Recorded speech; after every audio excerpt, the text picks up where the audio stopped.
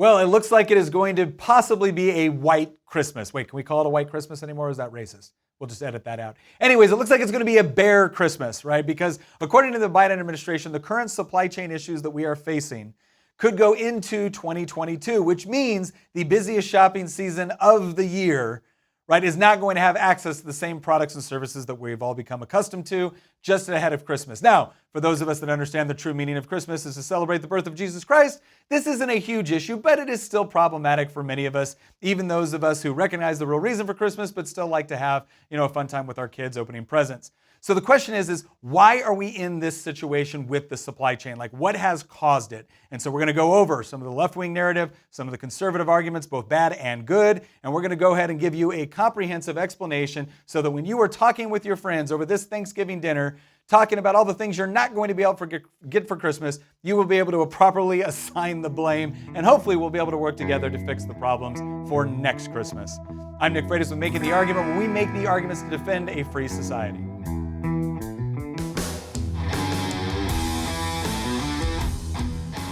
Supply chain. What exactly is it, right? Everyone's talking about it on the news right now, but what do we mean when we talk about a supply chain? Well, obviously, that's all of the different logistical parts that go into making sure that you get products and services. So this is everything from getting the end products from the producer to the retailers that are going to sell it to you, but it's also about getting the materials that producers need in order to make those end products in the first place. And so the supply chain really affects everything, but there's a large emphasis on obviously the transportation and logistical components of the supply chain. That's what we mean, is all the different factors of production that go into getting producers the things that they need in order to create the products that we want, and then to get those products into the hands of consumers. That's the supply chain. And where are we seeing some of the biggest problems with the supply chain in the United States right now? Well, this is taking place largely within ports all over the country, but especially the Los Angeles port, as well as a reduction in the number of people that we actually have driving trucks. So we have problems with being able to get cargo off of ships into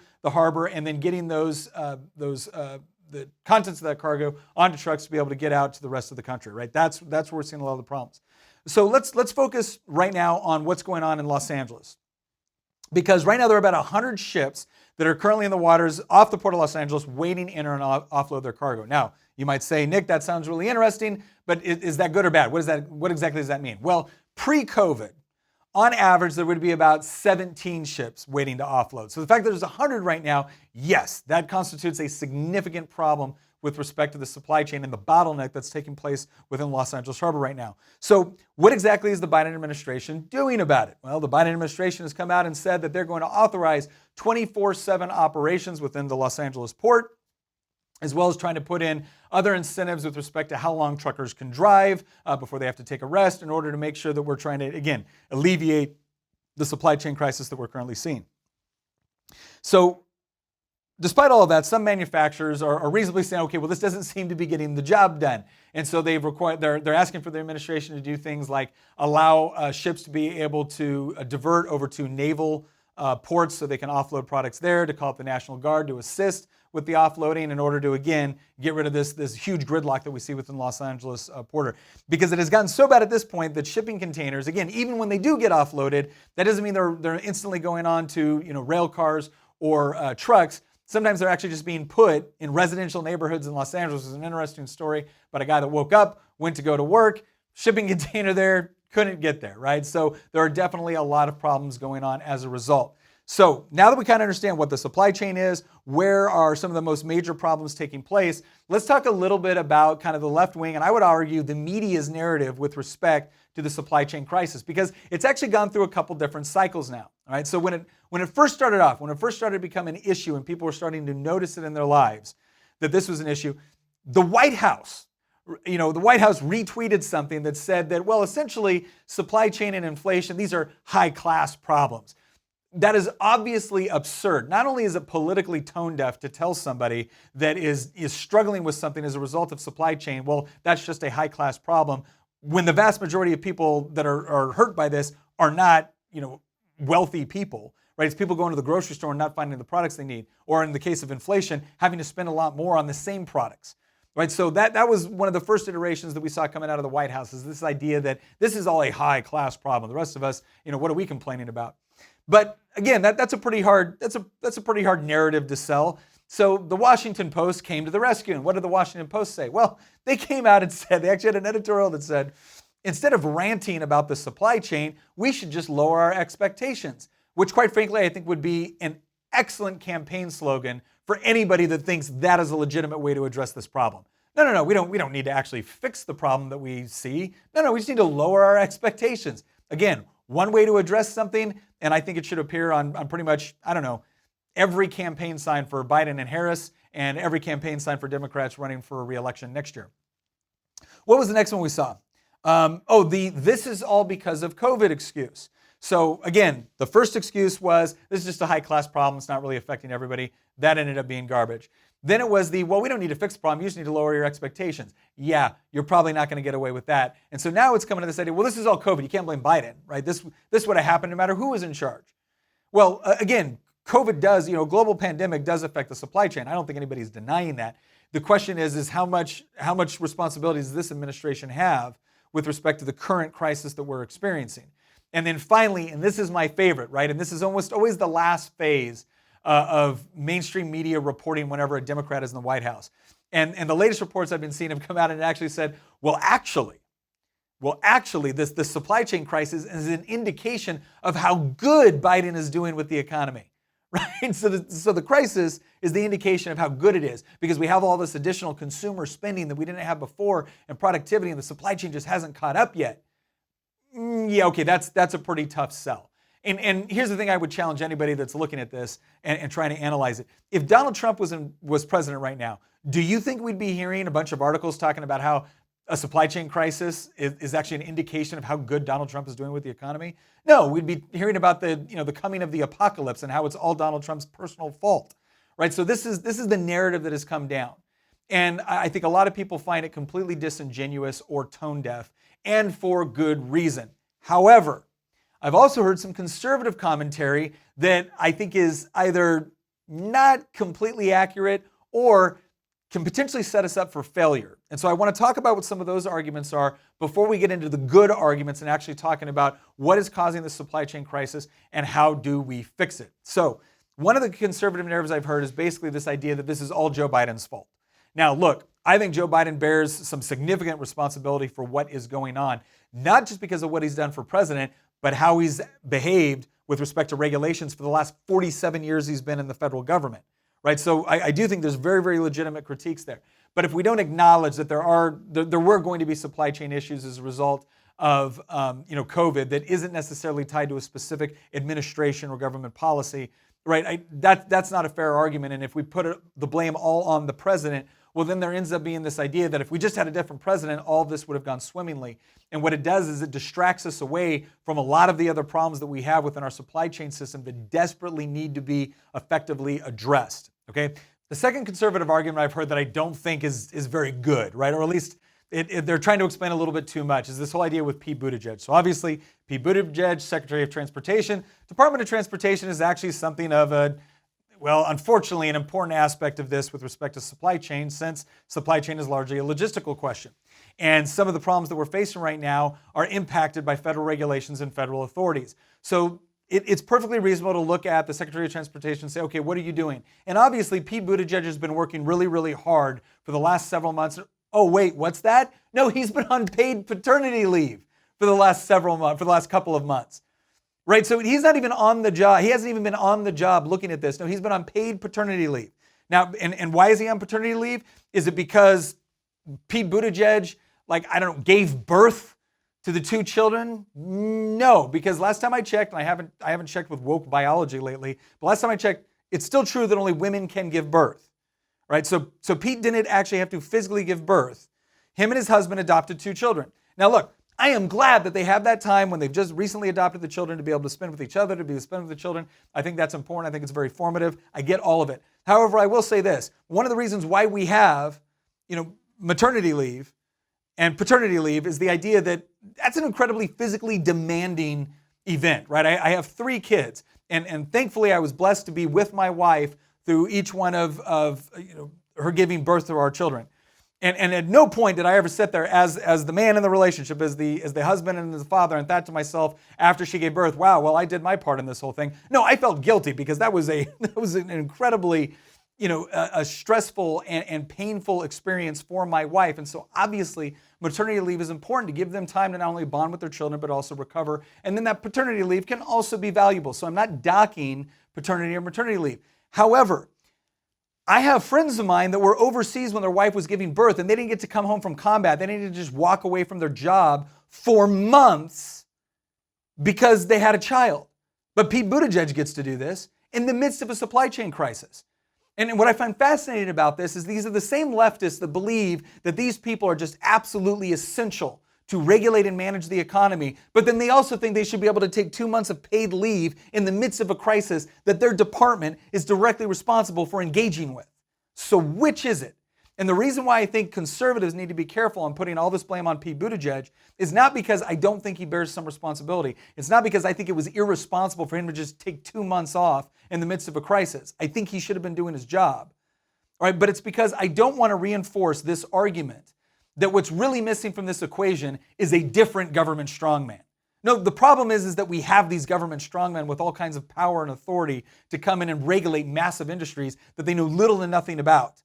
And that even if they were experts, would still know little to nothing about the various intricacies of what it takes to have an effective supply chain. The only way that you have efficiency within that is by actually allowing free market forces to be able to operate, not by trying to micromanage everything from the Secretary of Transportation. Having said that, it is certainly fair to critique some of the things that he's done or some things that he has not done. All right, but let's move in. So those are the two arguments that I think that conservatives need to be careful about. You can't blame it all on Biden. You can't blame it all on Buttigieg. Not just because that's not reality, but you can't do it either because you don't want to reinforce this argument that the real problem is that we don't have enough executive branch power to deal with these decisions. Right? Because ultimately, as we're going to demonstrate in our next segment talking about good conservative arguments, is that it was a lot of federal overreach and intervention into the economy that has created this supply chain, or at least set the environment for it to become even worse or exacerbated as a result of some of the natural things that took place as a result of COVID.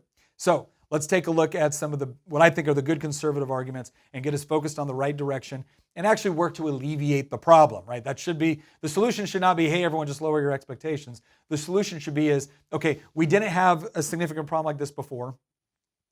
How do we properly identify what is currently happening right now? And then how do we fix it to not only alleviate the current crisis, but to hopefully be able to effectively plan for potential future ones. So the first thing we need to do here is understand something that, again, going back to the original point, is Biden completely to blame? No, but is he partially to blame? Absolutely. For instance, he's been sitting there bragging about how he's authorized 24/7 operations at the Los Angeles port in order to alleviate the bottleneck. Great. So how long has that been going on? Well, from the last report from the Long Beach Times, exactly 0 days. All right, so kind of typical of the Biden administration, Joe Biden gets up there and makes some sort of proclamation. Sometimes we understand what he's saying, sometimes we do not. But one thing that apparently has happened this time is whatever he said, the memo didn't get down to the actual port in LA because they are not functioning at 24-hour operations. Now, we can be frustrated with the Biden administration because they've issued this decree, but they're not actually following up on it to make sure it's done properly. But I think the other question that we have to ask, and this goes into the regulatory side, why is it that it requires the President of the United States to tell a port you can operate at 24/7 operations? Why is that necessary? Why can't the port, why can't consumers, why can't producers, why can't the transportation industry, why can't they just decide, you know what, we have a huge bottleneck right now, we need to get our products out, and so we're gonna up our productivity and up our operations in order to be able to meet this bottleneck. Because if we don't, we run the risk of ships actually going to other ports as a result. Or we run the risk of this negatively impacting our business. Right? But part of the problem is with government protections, government mandates, government rules, even if another port wanted to operate more efficiently, they would find it more difficult to do so because of anti-competitive government policy. Right? So that's part of the big problem here, is that, yeah, for Biden to say 24/7 operations, but we should then come back and ask the question, be like, wait a second, why do you get to decide that? Obviously, there's a need for this. Why isn't it something that just can be done? Why do we need to wait around for the president to make the decision? What's another one? So, I mean, obviously we know COVID is a factor and a significant factor, but I think the other thing we need to take into effect with COVID is that, yes, a global pandemic by its very nature is going to affect supply chains, but we also do not let the government off the hook with respect to some of their own policies. When it comes to things like mandates, right, vaccine mandates, when it comes to government lockdowns, All of this creates problems within the supply chain, not just in the immediate term, but in the long term as well, because you're affecting future production. All right, you're creating an environment and a scenario where the people that want to engage in a particular industry are now potentially no longer legally permitted to because they didn't get your forced vaccine mandate. That also creates shortages with respect to shipping, with respect to working at the port, with respect to trucking. Right? So again, government policy as a result of COVID is also causing some of these problems. And again, we can critique all day long on whether or not that government policy was effective or was appropriate given the cost-benefit analysis. So if you're requiring these vaccines and that doesn't really save any lives in the long run, right, as a result of that industry, okay, but then you created a huge problem where people are going out of business or people are losing their jobs and now we have higher suicide rates. Those are things that we have to take into consideration when we're actually making government policy, because we're not just talking about, hey, here's a good suggestion. The government's coming in and saying, do this or we'll punish you. All right, and when the cure becomes worse than what they're trying to solve, that's problematic, and we need to be honest about that and go back and reevaluate it. So yes, COVID plays a role, but government policy in response to COVID, especially bad government policy, also plays a role in affecting our supply chain. The other thing that we have to take into consideration here is the mountains of regulation that have taken place that affect our ports over the last 100 years. Now, I know what you're going to say. You're going to say, Nick, these regulations have been in place, right? These sort of problems have already existed, and we didn't have this kind of crisis. So how do you blame previous regulations, some of it which has been on the books for over 100 years, how do you blame that for the current crisis? Well, again, this is where we need to be careful on how we make the argument. We're not saying that the Jones Act, right, which basically puts a lot of restrictions on who can offload, what you can do with respect to offloading cargo in ports. We're not saying that these union regulations, we're not saying that these all caused this current crisis. What we're saying is that when you have a crisis that is as a result of both COVID and government response to COVID, and then on top of that, you have efficiencies which have already been baked into the system, right, and have created problems and make it difficult for you to adapt to a crisis, which is what these regulations do, then it exacerbates it, right? And this is not the first time that we've seen this with COVID. There is a reason why, even here in the Commonwealth of Virginia, a Democrat governor who supports certificate of public need regulations and who supports licensure, strict licensure requirements for medical personnel. There's a reason why at the height of the pandemic, he suspended those regulations. It's because we recognize they create inefficiencies and shortages. So what that means is that your ports weren't operating as effectively or efficiently as they could before this crisis, but as a result of this crisis, it has exacerbated all of the pre-existing problems. And again, that's everything from the Jones Act, which requires a U.S. ship, so you actually create additional expense and additional problems and log jams with respect to your supply chain. It's the Dredging Act, which says that it has to be a U.S. ship that does the dredging. Well, what that does is it elevates the cost and it lowers the number of firms that are available to keep up with the dredging, which is essential to keep your port operating effectively. Right? Not to mention the fact that we've also got a lot of union regulations. Now, before anybody sits here and says, oh, Nick, you're anti-union, I want to make something very clear. I'm not anti-union or anti-business owner.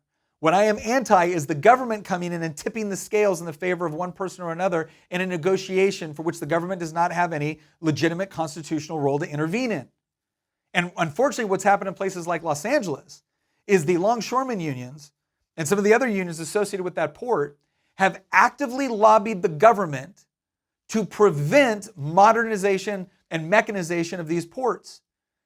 And so it's gotten so bad. Let me just give you this figure. According to the 2020 World Bank IHS market container port performance index, right?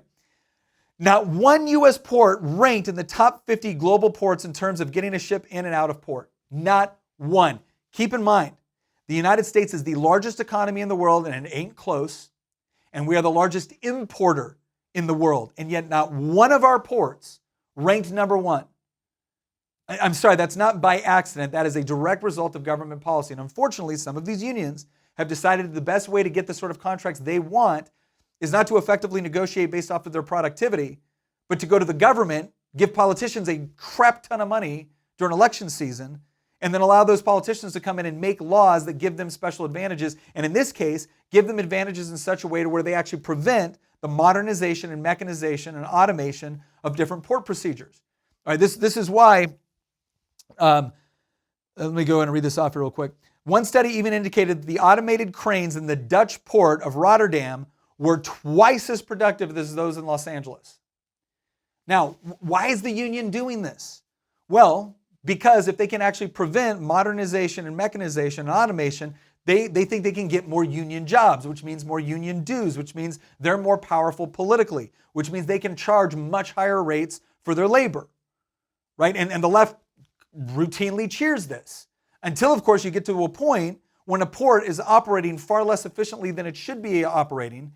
And unions aren't understanding that the bottom line is you might have saved certain jobs, but you actually killed other ones that would have been created if the supply chain could operate more effectively. Because new mechanization and new modernization doesn't just kill jobs, it actually moves jobs from one place in the economy where they're no longer needed to other places in the economy where they are desperately needed. But if you pervert that entire process, you not only hurt labor long term, you also hurt the consumers and the producers in the here and now who need to get access to the products and services they desperately require.